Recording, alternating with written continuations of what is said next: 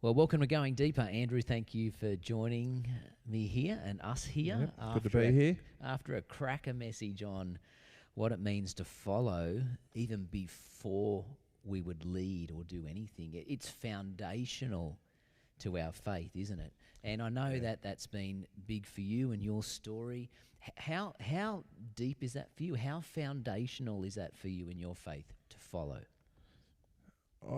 Actually, really significant, and you may have heard this before, but I will say to people, if I'm telling my story, that for 20 years I would have self-professed as a Christian, and then for the last 10, so actually for 30 years I would say I've been a Christian, and for the last 10 I would differentiate that to say I've been a follower of Jesus. Yeah. So for the first 20, I think I was sitting in that mindset of I believe in God, I believe some things about Jesus. I said a prayer at some point in a church service. I was told you'll now be right, you'll get to go to heaven. Yeah, be good to go. And that's basically all I did with it. Which you were, but it's... Yeah, but there wasn't any of that transforming work to become more like Jesus. In fact, there wasn't even an idea that I could be transformed. Yeah. So there was a frustration. There was a real frustration, I reckon, in that 20 years of just, there was that sin management, there was all that, and there was a phrase I kept using for, I reckon, the last 12 months of that. There's got to be more to the Christian life than this. Wow. Yep. And so being in a home group, there was a bunch of us exploring that. There's got to be more to the Christian life than this. And I think that was the catalyst to go, well, what is that? What does it mean to actually follow Jesus? Yeah. Yeah. It is a massive shift in the way we think about our faith. And I loved how you talked about these young fishermen that were probably much younger than what we think. Yep. Well, pick an age. What do you reckon? What would be your gut feeling? Potentially these teenagers. Teenagers, potentially. I'd agree. At least some of them. Yep. So these young, probably fit teenagers fishing, having a personal invitation from Jesus to not necessarily believe in him, but to follow him. Yeah. And I love the differentiation when you're talking about some other guys had to have all the Torah memorized, the 5 things, and actually pass a test, and then maybe, just maybe, there's an invitation from someone that they'd look up to follow, where it's much different in Jesus' space. Yeah, that idea of, I reckon, those guys, the fishermen, all the other tradies of that day, there would have been an underlying sense of, I'm not good enough. I haven't made the cut. Yeah. And because it was a prestigious position to actually be invited to become a disciple of a rabbi. Yeah. And that would have just been ringing true for them. And then to see Jesus, who was starting to be recognised as a rabbi, as someone worth listening to, and then to have him, like I always wondered, particularly when it talks about James and John, that they were with their father. Yeah. And they'd left him in the boat with the hired man, and they went. And I always wondered, what's the dad's reaction to that? What's Zebedee's reaction to that? Yeah.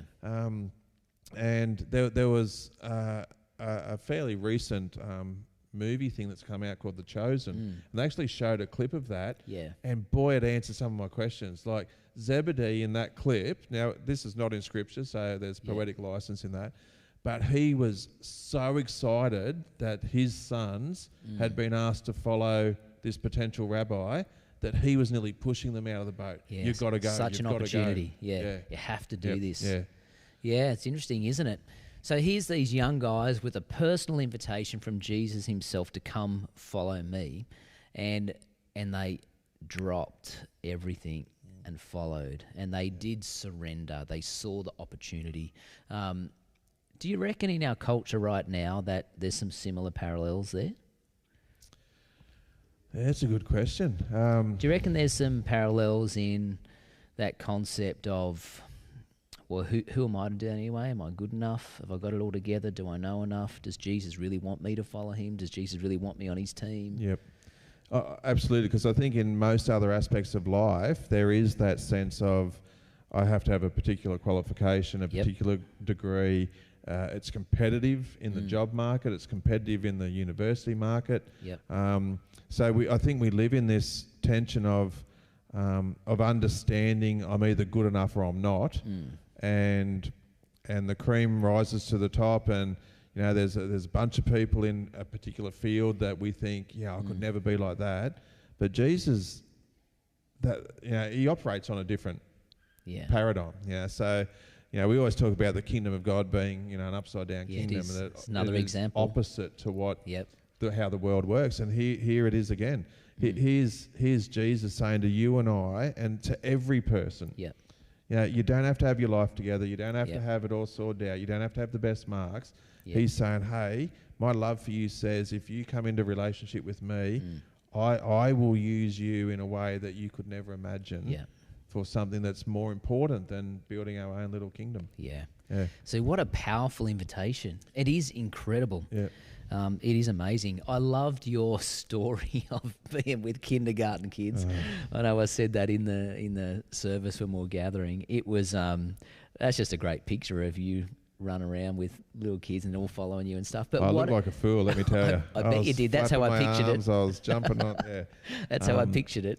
But just the realization, the revelation in something as simple as that Jesus was able to actually show me, and not even at the time, this is me reflecting on it. It's a powerful analogy. Reflecting on it, that the grace that exists in follow the leader, that even if you get it wrong, and even if you get out of line, and even if you're doing the wrong action, it doesn't matter. And then the bit that really grabbed me was the way the kids related to one another. And Simon says they really wanted to find fault with one another. And it became competitive. It was like, I need to eliminate you so I can win. Wow. And this is kindergarten. And this is kindergarten, and you see that dynamic at play. But follow the leader was, hey, we're in this together. And all we have to do is keep our eyes on the one we're following. And we're right. And you were saying that the culture was of encouragement to keep going and encouragement to actually keep your eyes on the leader. Whoa. What would it look like if we had that culture in the Christian church? The Christian church would boom. I reckon too.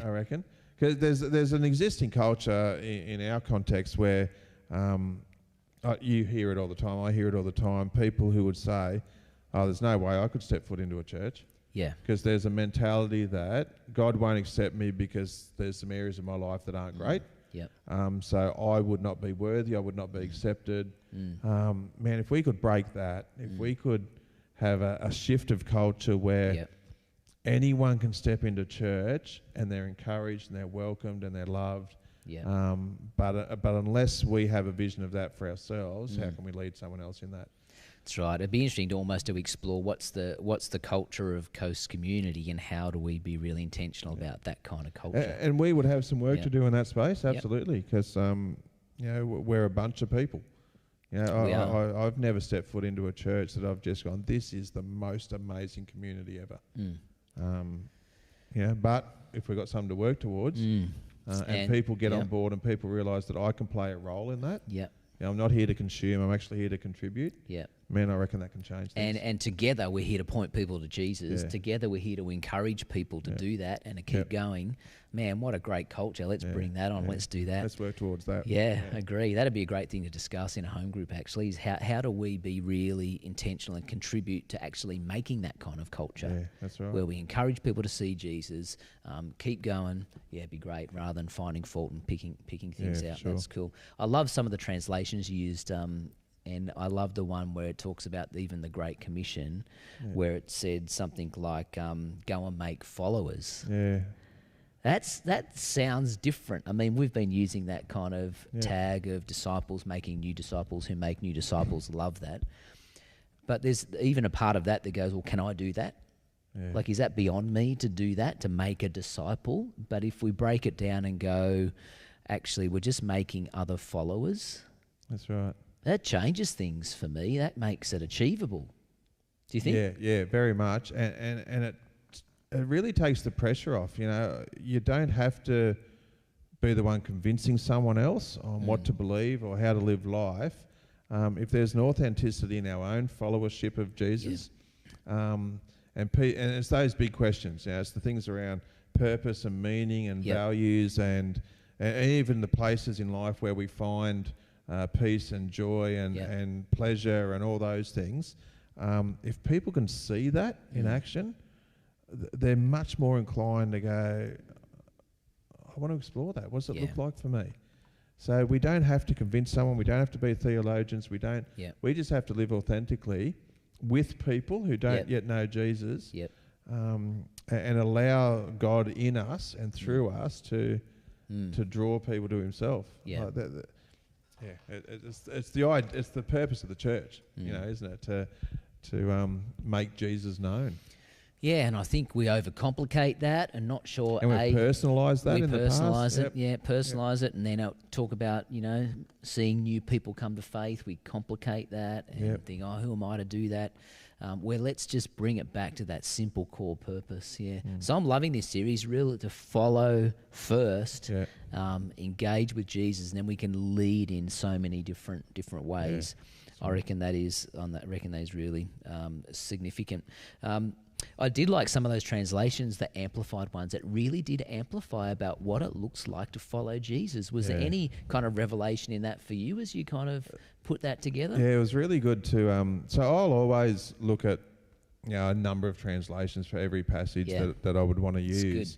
And occasionally the amplified version just... it nearly takes the original words, which in the New Testament were in Greek, and it presents in the brackets every possible meaning in English that it could have, where other translations will go, well, we think it's that one meaning, so we'll put one word in.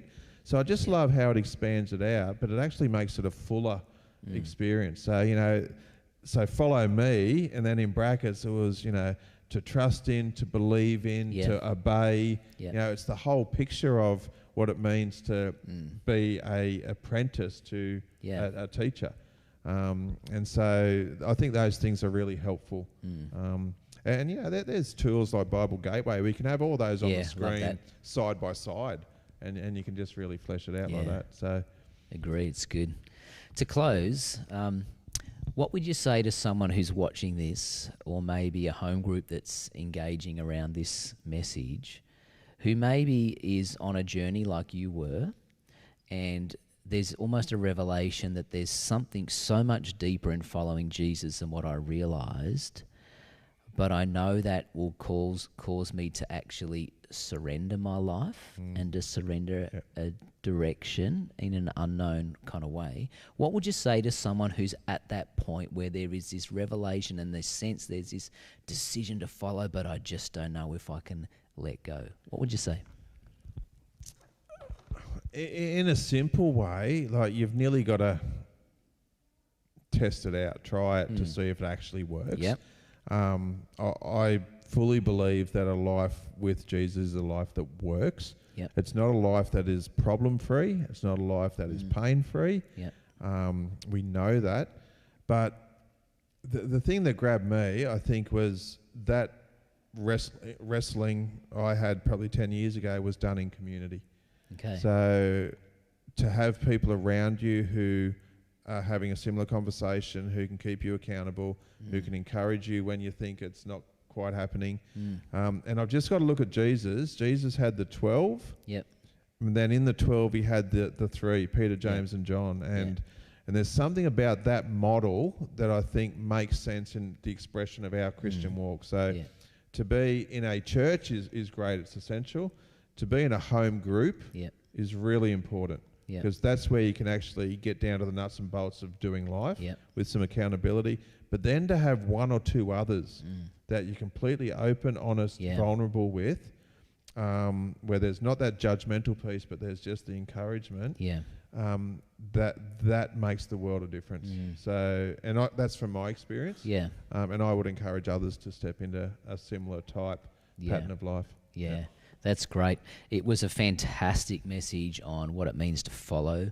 It set up our whole series to kind of follow and then lead in different areas of our life, including ourselves. Yeah. So thank you for a great message. And can I just encourage you that if you've been touched in that, or you feel like God's calling you to take that to a new level, or maybe for the first time, be brave enough to have a conversation with maybe one or two of those people like Andrew was saying, and just, I really want to follow Jesus. Can we just chat about that? It'd be really cool. So thanks for a great message. We'll see you really soon. Yeah, see you then.